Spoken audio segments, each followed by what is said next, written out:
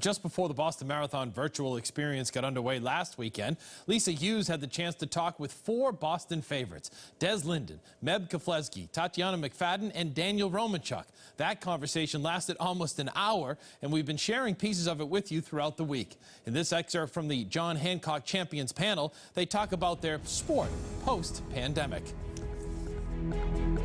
How do you think this experience is going to change the sport going forward? And Des, I'll start with you on this one. Oh, goodness. I think we're all going to get another glimpse of how resilient we are. You know, I think it's a challenging time, and we saw in 2013 with Boston, runners love to prove that we can't be held back, and the sport's just growing right now. The roads are open, and so I think the community is going to grow, and people are going to continue realizing and proving how resilient we are. And hopefully when we come back, there's a camaraderie unlike anything else we've seen before. And, you know, these races become a celebration, whether that's apart by 6 feet or with masks or whatever that may be. And hopefully it trends towards normal and a closeness and a tightness that we felt prior to this pandemic. But I think that there's anything I've learned about the running community is we're incredibly resilient. And I think that this is a great proving ground once again. Tayana, I'm curious, because I know you've connected with young people when you've been here, you know, who look to you as not just a champion, but also as a mentor. Are you hearing from other wheelchair athletes who want to get into this sport, who maybe hadn't thought about it until now?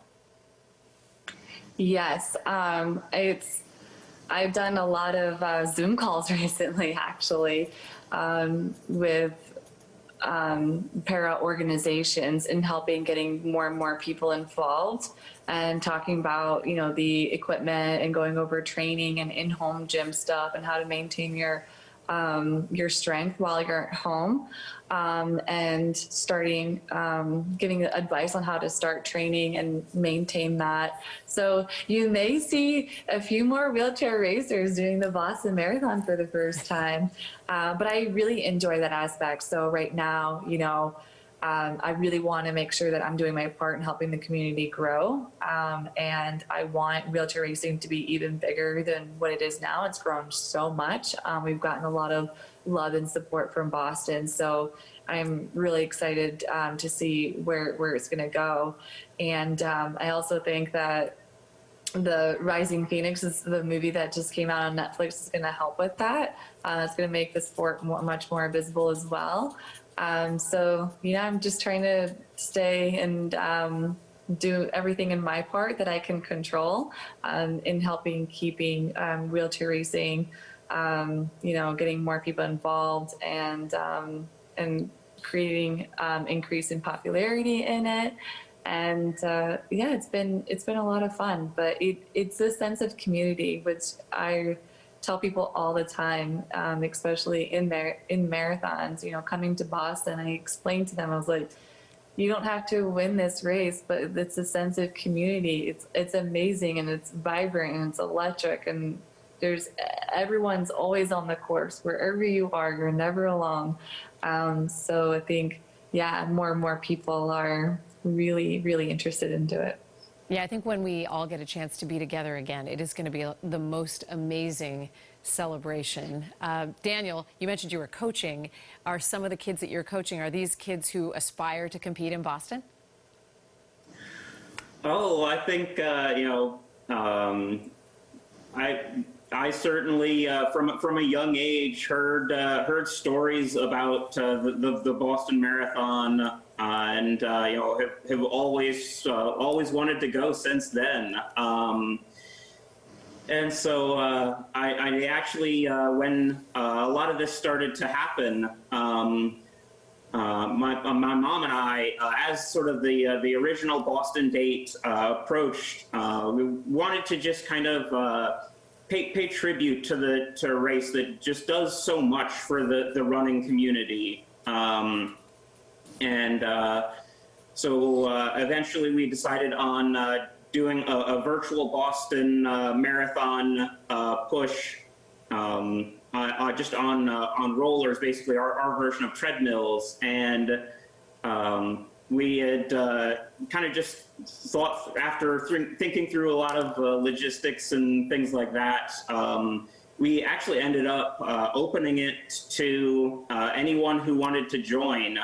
And so there is an amazing response in that I think we had around 60 plus racers do that. And so it's just an amazing response from the community. And I'm really looking forward to when those athletes grow up and if they decide to pursue the sport.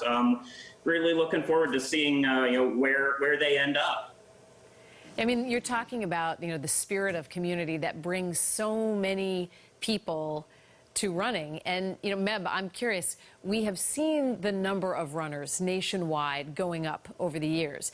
And right now, while running is a solitary sport from the standpoint that you're not necessarily on a team, the average runner is not on a team, what we love is being together at these races. And John Hancock and the BAA, they make this such a community-wide celebration really for everyone. You don't even have to be a runner necessarily to feel the spirit of Boston and to feel a part of it.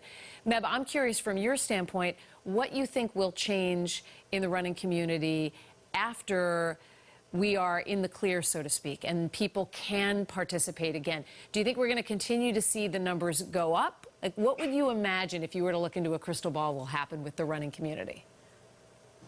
I mean, at the beginning, it might be a little bit of hesitance, but I think once we get the clearance, I think the numbers will increase. Why? Is because the activity of people are doing, whether it's walking or whether there are more people running, it's just part of the deal. I think we are meant to be outdoors, at least for most of the time. So as long as we can exercise, get that endorphin in, whether it's a 5K, 10K, half marathon, or full marathon, like the Boston Marathon have a 5K, the day before or so, and the mile. So there's something for everybody. So it's just a great way to be able to just come cheer and partake of the events.